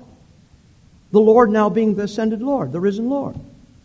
So that a Christian prophet speaks, thus says the Lord, speaking now in the name of the Lord, the risen Lord. And so Bultmann argues that the church drew no distinction between such utterances and the sayings of Jesus in the tradition, for the reason that even the Dominical sayings in the tradition, meaning the sayings that actually go back to the historical Jesus, were not the pronouncement of a past authority, but the sayings of the risen Lord, who is always a contemporary for the church. That is what Bultmann is saying, is that when the material continues to exist in the church thinks of it not as the words of Jesus back then and there, but as of Jesus now, the risen Lord who continues to speak to the church. And they didn't make distinctions between whether He spoke it to His disciples in an historical setting or whether He now speaks through a Christian prophet. It's the Lord who speaks in any case. In other words, as I've indicated, the distinction was blurred. And this is especially in the case of the I sayings and the Amen I say to you. And you understand, especially the Amen I say to you are the ones that are translated truly, truly, or verily, or whatever. I just keep the Greek. And Amen I say to you. Now that, you can understand how formally that could be heard as the saying of a prophet. Amen I say to you. And then you have this saying. Well, I'm going to offer a critique of this position. And that's what follows.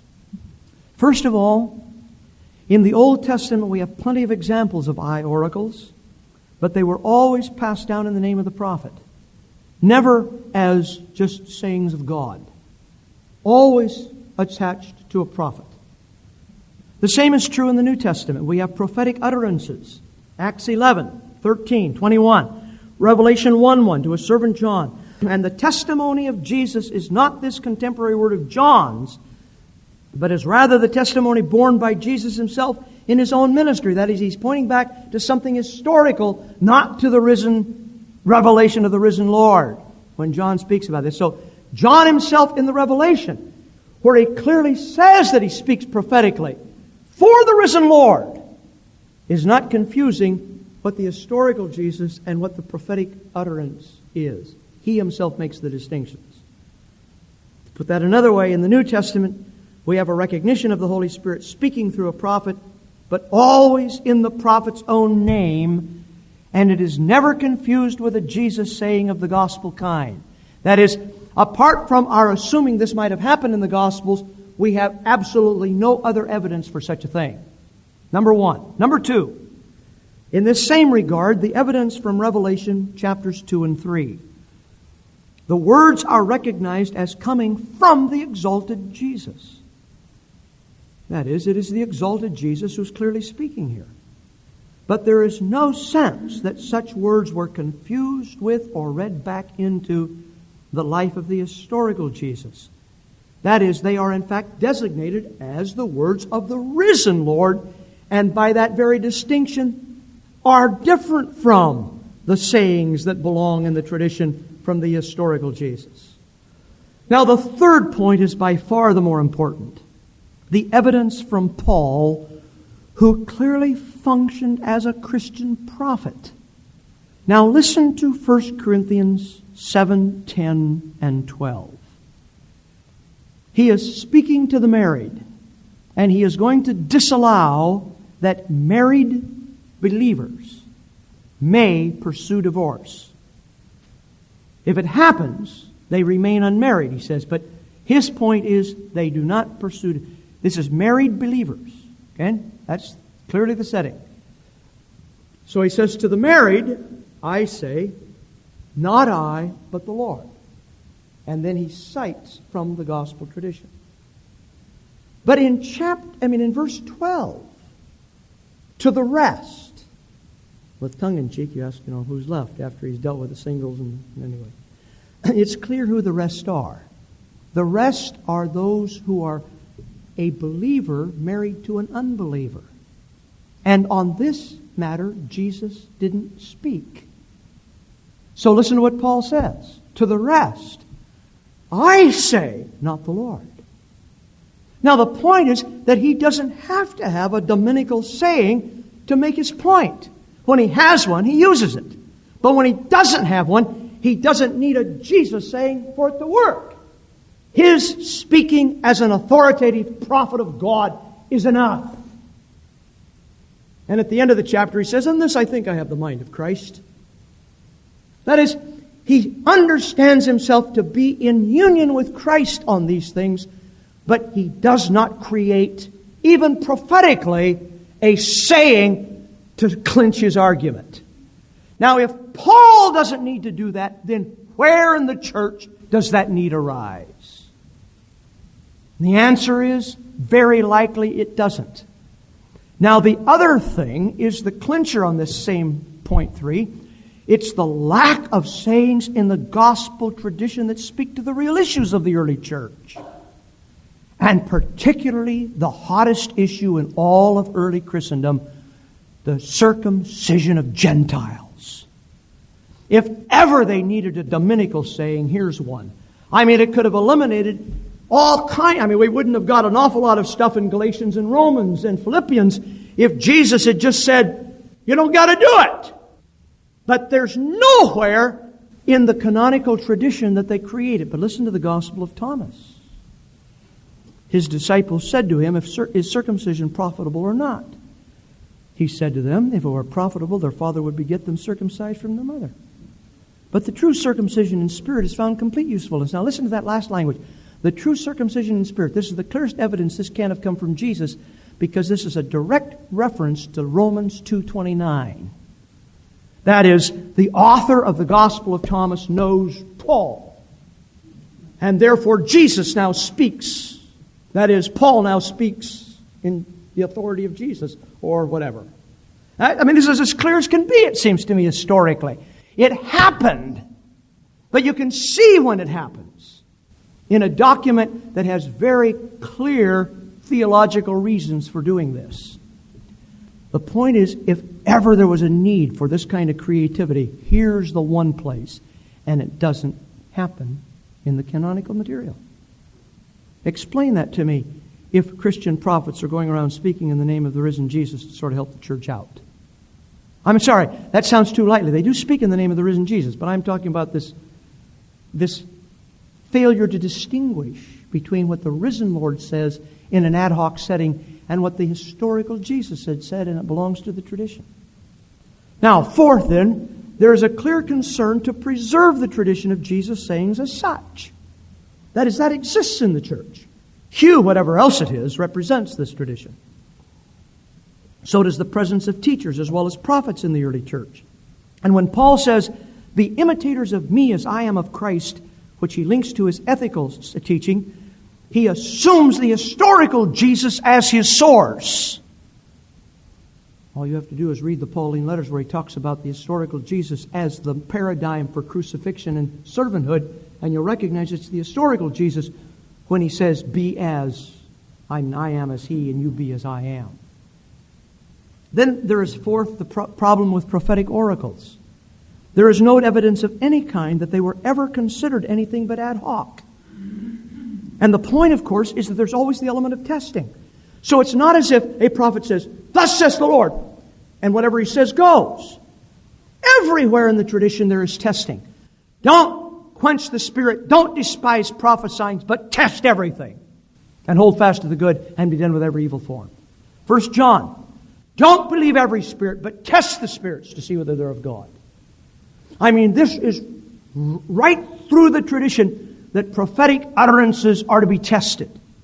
And they're understood to be ad hoc, not eternal, timeless sayings of the historical Jesus. Well, then there is the clear concern for eyewitnesses. Luke alludes to, Paul speaks of. Now, eyewitnesses do not themselves authenticate. Eyewitnesses, as you well know from any kind of a court setting, can see things differently. The point is that the very appeal demonstrates a sense of historical awareness with regard to the traditions about Jesus. It is not as if there's a confusion between the historical Jesus and what the risen Lord says. There's a clear sense that the historical Jesus and eyewitnesses count for something. Well, then finally, the passing on of teaching of a noted rabbi already had a large role in Judaism. And there's absolutely no reason to think otherwise in the early church, which had its roots in Judaism. Now, the point then finally is that we may conclude quite positively that the idea of early Christian prophets uttering Jesus sayings, which were then taken as belonging without distinction to the historical Jesus, is an assertion that lacks viable evidence. And that what evidence we do possess points, in fact, in the opposite direction, namely, toward careful preservation. Well, that leads us then finally to this whole question of criteria, which I've included in this lecture, because here now we come to the key of the Jesus seminar. If you're going to vote with a red or a black or a gray little marble, and you understand we're voting on this question, authenticity. Then the question is, what dictates the vote? And you need to know the criteria by which scholars operate. Here they are. Well, obviously some critique. It's not that I'm incensed by the Jesus seminar. The Jesus seminar can do as they please. I'm incensed by the fact that they give out that they represent the whole New Testament scholarly community, when in fact they're a self-appointed and self-blessed seminar.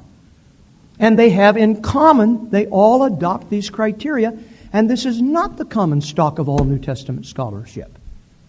Even though across the street some of this is going to happen. The VST, I grant you that. It is not the common stock. I wasn't there because of my sabbatical, but there was a vigorous discussion between Craig Evans out at Trinity West and Lloyd Gaston at VST in a colloquium that we have among biblical scholars every month. And they both read papers on this question. It was vigorous. It was a marvelous evening, I was told. It was the one that I hated to miss of all, because and you know, the things just fall out down the way. It's not that we're dealing with everybody believes this, but a bunch of hard-nosed conservatives. It's that it just isn't so, and a part of it is that most New Testament scholars bring what I call their historical sense to the thing first, not their what I call philosophical undergirdings, except for me. I bring my philosophical ones right up front, and I say, look, I'm a believer, I can't help myself. But I can't get my friends to say I'm an unbeliever, I can't help myself. No question that my being a believer does something here, but I'm also an historian, and anyway, let's go through the material and not wax elephant. The criteria are 3, basically. There are some others, but they frankly don't count because people are scratching for trying to find other criteria. They are dissimilarity, coherence, and multiple attestation. Now, dissimilarity is considered the most important. The criterion goes like this. Reasonable certainty can be given to the authenticity of any saying or action of Jesus that is dissimilar to contemporary Judaism, Hellenism, or the early church. In other words, the only thing that is allowed to be authentic is what is absolutely unique to Jesus and cannot be found any way, shape, or form in any parallel of any kind in his culture. Now, a critique. It is certainly true that such a criterion can point to authentic material. The point, of course, is that it's hard to think that this is created because there's nothing out there, you see, that's similar. So where does the creativity come from? So the point goes like this. Since nothing like this can be found out there, but it's found here, it must be authentic because we can't find anything out there that would suggest reasons for creating it. That's the criteria. Now, it is certainly true that such a criterion can point to authentic material. But it is totally unwarranted to assume that only here is to be found authentic material. And that's where I just come unglued. I don't know how, I call it, to beat my scholarly friends over the head with a 2x4 to get their attention. I mean, it seems to me that it is a most unreasonable approach to history. That the only thing that is allowed authenticity is that which is dissimilar from anything else in its history. You might just try that on a political campaign sometime and see if the only thing that is absolutely allowed to a speaker is what is uniquely his or hers. Think of what an enormous distortion this would make of anything by anybody. It's as if to say that 95% of Jesus, which belongs to his tradition, belongs to his environment and culture, we disallow. And the only thing where Jesus doesn't fit is what we allow. That is historically absurd, friends. And I'm ready to say that to any of my scholar friends with all of that vehemence. It is historically absurd. We wouldn't do that to anybody else on any grounds, on any things historically. Fair in each case. That is, what's fair for one is going to be fair for the other. Now, my point is that if one could find material that reflected only a later Hellenistic environment, then one might be able to make a case for this. But there is so little of this that what can one say? It fits the Jewish environment over and over again. Now, the crucial one for me is this passage in Mark 7, 1-23. Now, here is a passage. You read it when you go home. Mark 7, 1-23. And it's as clear as can be that Mark's interests now lie not just with what Jesus said. His interests lie with the Gentile mission. And the question that Mark is answering at this point in his gospel is, do Gentiles have to keep kosher? The reason you can be sure that that's Mark's interest is right in the middle of this thing in Jesus. Mark inserts this little parenthesis that's clearly his own redaction, where he says, and by this he declared all foods clean. You understand? That doesn't belong to the narrative of Jesus. That belongs to Mark. Mark says, when Jesus said this, he declared all foods clean. Now, you understand, that just is riddled with concern for whether Gentiles have to keep kosher. But what does Mark do? He doesn't create a unique Jesus. It is, in fact, keeping a thoroughgoing interest with a Palestinian Jesus who speaks to that situation. And then Mark tells the story and adapts it with just this little insertion that makes it clear that he's dealing with not a later Hellenistic environment with regard to Jesus, but with regard to his interests in Jesus. And the final good evidence of that is the lists of sins. All you have to do is go to Paul if you want some sin lists that reflect Hellenism. This sin list reflects Judaism right down to the last one. Interesting that Mark didn't even upgrade that a bit more with what I would call the Gentile world. But he simply kept the tradition, but kept it in such a way that by inserting, by this he declared all foods clean, it became very clear that now Jesus, functioning in one context, is clearly now speaking to a Gentile context. And it is a Jewish Jesus that does so. It is not a Hellenistic Jesus. Now, what you might expect would be a Hellenistic Jesus if it is what I'd call thoroughgoing adaptation to the culture. But what you get is precisely the Jesus you would expect, given his historical situation. Now, my point finally then is that the chief advocates, that's my last point, is that this criterion does in fact point to authenticity. But it surely does not get rid of that which doesn't fit the criterion. In fact, I'm going to use this criterion sometimes to ring some points. And we're going to use the criterion, we're going to use it. The thing that finally blisters me on this one, and I'm blistered, I admit it, I'm not fully saved yet. The chief advocates of this criterion themselves are inconsistent. And they refuse to allow the criterion when it cuts across their vested interests. The most notorious example of this are the Son of Man sayings. By this criterion, this is the one thing in Jesus that has to be unique to Jesus. It's not found anywhere in Judaism, the early church, or Messianism, or in Hellenism with regard to Messianism. It is found only on the lips of Jesus in the synoptic tradition, and it is the one thing that is unique to Jesus, found nowhere else. It is the one point of dissimilarity. And I heard the very man who set forth the criteria, Norman Perrin, University of Chicago, stand and berate one of my friends one time, who had presented a paper on some of the Son of Man sayings. He says, "Of course I'm an enemy of the Son of Man sayings." And I thought to myself, of course. The criterion works when you want it to work for what you want to do. But when the criterion really works, then you get rid of the criterion and won't let us use it. Now, I find that dishonest. I don't know how else to say it. I'm sorry to say it that way because Norman Perrin is no longer alive. But the point is that's dishonest. If the criterion works, then let it work.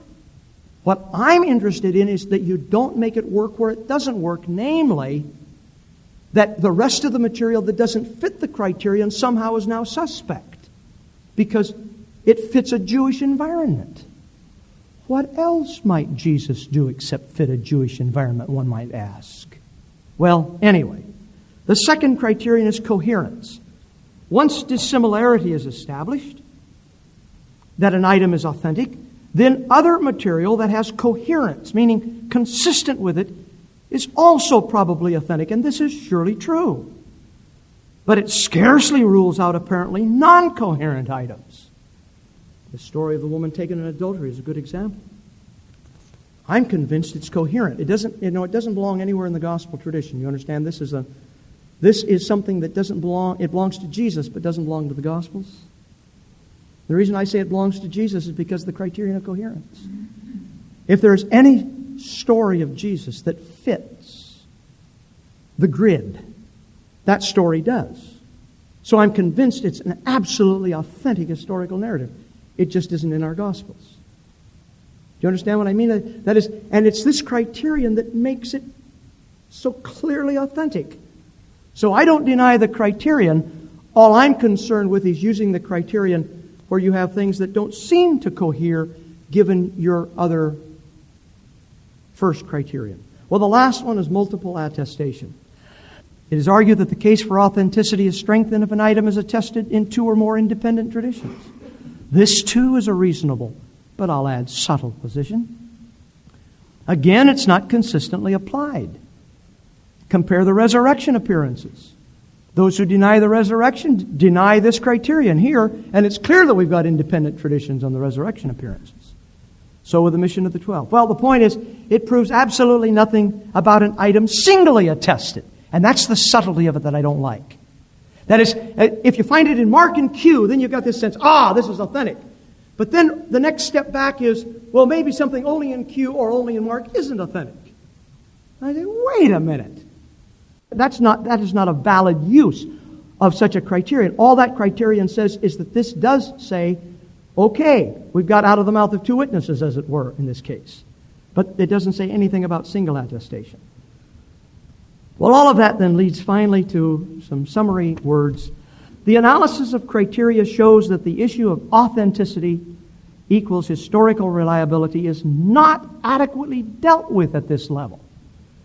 That is, it isn't dealt with at the level of finding criteria of authenticity because the criteria themselves are obviously helping us only to certify a very small band of material, but say nothing about the rest of the material where the criteria don't fit. Now, in some instances, they may contribute to a firmer ground for certainty, but they can scarcely establish inauthenticity. Do you understand? They work for saying something about authenticity, but they scarcely say anything about inauthenticity. And yet they're used for that. Now, in order to speak to the question of historical reliability, therefore, some additional factors need to be considered. And here the first one is one where I want to shout loud, but I won't. The matter of the burden of proof needs to be clarified. Because of the alleged tendentious nature of the data, in other words, our gospel writers are believers after all, so they can't be trusted. And no, I don't mean that as lightly as that may have sounded to you. You understand? That's the criterion. Because they're believers, they're tendentious, and therefore they're suspect. Now, the point is, because of this, the common ground of all such criticism, and especially the Jesus Seminar, is that the material is guilty until proven innocent. Now, you understand, in North American jurisprudence, that wouldn't work anywhere else except in the Jesus Seminar and its ilk. Guilty until proven innocent. Now, what that means is you can't believe anything in the Gospels until they can be proven to be historically authentic. Now, I have historical reservations at this point. I don't think that is a fair historical assessment of anything. I'm ready to even come to what I consider one of the poorer of the Hellenistic historians, Livy, and ready to start with the basic assumption, listen to him until it is clear that it isn't authentic. That is, let's just assume Livy is trying to be a good historian until there is something that suggests, no, this one doesn't work. But they don't approach Livy and that's how they approach Livy, but they don't approach Luke that way. Now, that concerns me. And you understand what concerns me is that we're probably not dealing with history anymore. We're probably dealing with some of our philosophical presuppositions. I mean, I hate to keep saying that because my scholarly friends are tired of evangelicals who keep saying that. But I don't know what else to say because it is not, in other words, it is not the same way they approach other things. If they did, I would have a great deal more satisfaction with what a great deal more ease with what I read when I see some things that happen in the gospel materials. In any case, despite howls of protest to the contrary, this is historical skepticism at its worst. And it treats gospel materials in ways that very little else is ever treated. All history is tendentious. But that does not of itself mean that it is untrue. Even Livy, the most tendentious, he thinks that Romulus and Remus really happened. You know what I mean? He really believes that stuff. Now, as tendentious as he is, that is not to throw out Livy. You read Livy because he intends to be a good historian. His tendencies get in the way because he likes Rome so much that, he's blinded to the realities of the world sometimes. But you read Livy knowing that. And then you don't just throw out everything the Livy says and say, I don't trust anything until it can be proven that it actually happened. Because Livy has some things you can't find anywhere else. Do you just throw it out because it's only in Livy? Well, no. You just know where his tendencies are, and you read it with this in view. That's the historical approach that seldom is brought to the materials. Now, the second point is compared to other parallel situations, the gospel material is enhanced in light of two further items.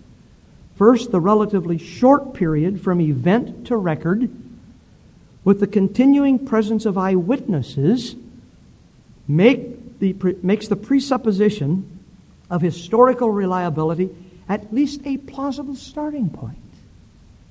You understand? We're not dealing with a long, long history. We're dealing with a very short history, and there are still eyewitnesses.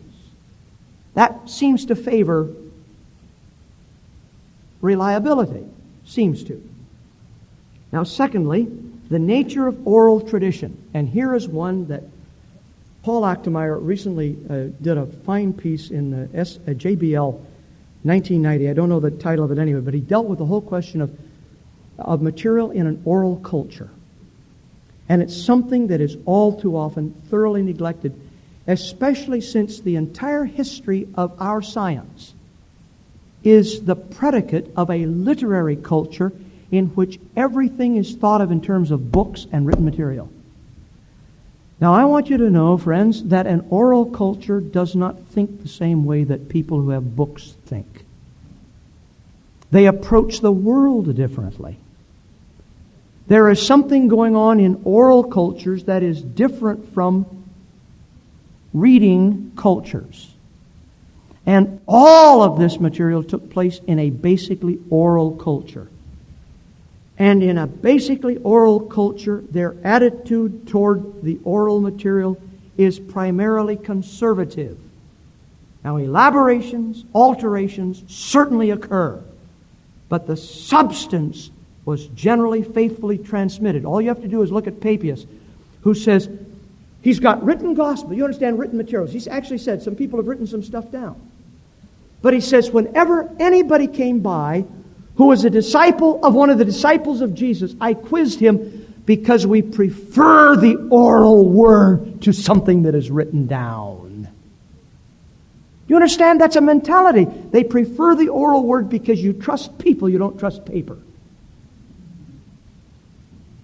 Our culture is exactly the opposite. Did you get it in writing? Because if you don't get it, we don't trust people and we don't trust paper either. But we trust paper more than people. So it comes down to it, if you don't got it in writing, you don't get it. You understand? How many times have you heard this said? Is it in writing? You got it in writing? Because it is a writing culture, and writing can have an affidavit, but you can't put an affidavit on what somebody said. I grew up in a culture in which my grandfather was a man that was spoken of as a man who was as good as his word. We hardly ever say that about people anymore. Because our word doesn't count for much. We're as good as what we wrote down and put our signature on. Our culture is so different from theirs that we don't trust people who speak. They did. That doesn't mean it's always right. You know, like in the little story, this is not how the story goes. Well, you know, quiet Mary, the Lord is using me. I mean, not that the story is different. It just gets some details changed to make the point ring stronger. But nobody would ever deny the substance of the story. Now that's the nature of the culture. And creativity of sayings of people just doesn't happen in that kind of culture. Now, third, it is often assumed that ancients had little or no concern for historical accuracy, so that creativity had much opportunity. So I put in brackets, that's a form of pride in modernity if ever there was one. In other words, we're the first people on the face of the earth that ever cared for accuracy. Why, that's just sheer nonsense. That is just absolute arrogance on the part of modern people. Because we go at accuracy in our way. Photocopies and printing presses and all that kind of stuff. Well, as A.S. Mosley pointed out, there was a great concern for accuracy even among the most clearly tendentious historians. Therefore, one cannot assume that the New Testament authors had no concern historically, especially so when one of them speaks to this very point, namely Luke. Inasmuch as many, and I've had a good opportunity to investigate eyewitnesses, it is simply not realistic historically to assume otherwise of the gospel writers. But we must ourselves be prepared to distinguish between something being precise and authentic and being absolutely accurate. That is, precision and authenticity are not the same thing. Now, we think so, but they didn't. They get fixed, it gets stuck, but accuracy and absolute precision are not where the mindset is. All of that then to say the fact that we have such remarkably good sources that are well attested textually better than anything from anywhere in antiquity for the historical reconstruction of Jesus and early Christianity should give us great confidence that we can go at this material and say, and look and see some adaptations that take place, but with regard to the stuff itself, have the highest level of confidence that we're dealing with Jesus of Nazareth, not just the early church. Well, all of that then leads to a positive historical assessment of the gospel records. This positive assessment can be held without embarrassment as a historian, a New Testament scholar, and in this connection see F.F. Bruce, who stands on my side of things theologically, and J.A.T. Robinson, the famous author of the Death of God controversy, who wrote a book almost like Bruce's. In fact, he argues for authenticity even more strongly than Bruce at points. He got drummed out of the club because one of their own sold them down the river on this book. But his question is, can we trust the New Testament? And his answer is yes. And the reason for it is because history makes good sense when looked at just as you would history as an historian. That leads me to say, Paul Barnett, who was here in winter term and knew that I was teaching this course, mentioned a piece that a friend of his who teaches religious studies in the University of Sydney, Gary Tromp, published this as a nice piece for the Sydney Morning Herald. It's called The Crippling Weakness of the Fattish Jesus. He just goes through all of these contemporary Jesus books and shows the kind of stuff going on and does something in a very popular journalistic style that responds just with sanity to the stuff that's going on. Let me give you a concluding word. The differences between and among the Gospels, the differences between the Gospels are real. How substantial the differences are depends on one's point of view. Now, my point is that we have to come to terms with the fact that there are differences and they are real. And we can't just bury our heads in the sand and say, I'm going to act as if the differences aren't there and just keep reading the Gospels the way I've always read them. You can do that, please. In fact, when the course is over, you have to do that because that's the only way you get them. You get them in canonical order, Matthew, Mark, Luke, John, and that's the way you're to read them. But for a course like this, we can't bury our heads in the sand and act as if it's not there. It is there. Some items are obviously more difficult to reconcile than others. However, most items are explicable at the historical level. I think one of the most difficult would be in Jesus in sending out the 12, says in Mark's Gospel, take nothing except a staff. In Luke's Gospel, it comes out, take nothing, not even a staff. Now, you're going to have a pretty hard time having your cake and eating it too. That saying, by the way, is the thing that makes me anxious about the word inerrancy. Because whatever else anybody means by the word inerrancy, it means those things can't happen in the Gospels. I mean, I can explain what's going on, but you understand the word inerrancy means that doesn't happen in the Gospels. They find out it happens in the Gospels, and then they throw Jesus over when they find out the word doesn't fit. Now, I'm not for error either. It's just that word is not the proper one for me to use to get at historical reliability. But let me talk to you about that saying, because I think that can be answered at the historical level. It is almost certainly Mark's version that belongs to the Zitzim Leben Jesu. Take nothing, not even a staff. He said it the other way. Take nothing except a staff. Why? Because the staff was the symbol of a shepherd, and the shepherd was a person who, by having a staff, was an expression of deprivation. That is, the having of a staff meant you didn't have possessions. The staff was the symbol of having nothing. So Jesus said, when you go with the symbol of deprivation. The moment that moves outside of a Palestinian culture, it makes no sense anymore. You now have something, namely a staff. That's a possession. So what Luke does in writing his gospel is simply says, take nothing, not even a staff. And he gets at the same point, although it clearly contradicts verbally the words of Jesus. But you understand the very same point is being made, go out with deprivation. Now, that is a tough one, and if you don't like that solution, find another one. But don't tell me that Jesus sent out the 12 on two different occasions, because they happen to occur exactly in the same chronological sequence in this case. Now, those kind of things exist. If you didn't know that, that's because over the years we have tended in courses like this to shield you from knowing things like that. They happen. Not very often. I mean, that's obviously the most radical one there is.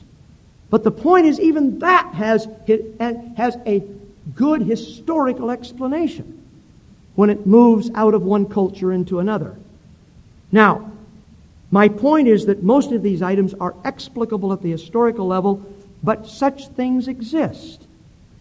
Now, we must recognize that adaptation did take place just as we should expect.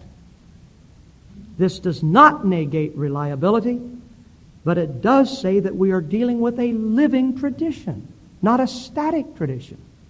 Finally, theologically, if we believe as I do in divine inspiration, then we must accept that God gave us the Gospels this way. Let us not fight God on this one, but examine what God did and use it for our better understanding of Jesus of Nazareth. Now, that's the best I can do. Some of you are not going to be satisfied with that, but that's where I am. I believe, I'm going to use as an historian now, I believe in the essential reliability of the gospel materials. They are innocent until proven guilty. And I'm standing here to say to you that there is nothing for me yet that simply I can't handle historically because it just doesn't fit. Now, there are adaptations that one recognizes along the way. But in terms of the materials in the Gospels, I have no reason to reject anything as an historian. As a believer, God gave it to me this way, and I'm satisfied. This is where my faith now comes in. But that's a faith statement. But my faith, in my case, and you have to appreciate that in my case, my faith comes precisely out of a very, very fundamentalistic context in which I have friend after friend after friend who threw the faith out because they were set up by the rhetoric to expect one thing, and then they got to university and found something else, and they were shattered. And it was not the university professor who shattered them nearly so much as the rhetoric of their home setting that set them up to find something different from what's actually there. I am not distressed by what God did. If God did it, I can live with it. What I'm going to do as an historian is to make the best use of it that I can so that I can come to terms with hearing Jesus of Nazareth. Now, my time is up, and we've got to do Mark, Matthew, Luke, John, and everything else we've got to do, and I don't know where I'm going to catch up in this, but the Lord helping us, we're going to do something. But I felt that this lecture, given the nature of this course, was particularly important to go through all of it. So that's it for tonight. We'll pick it up here.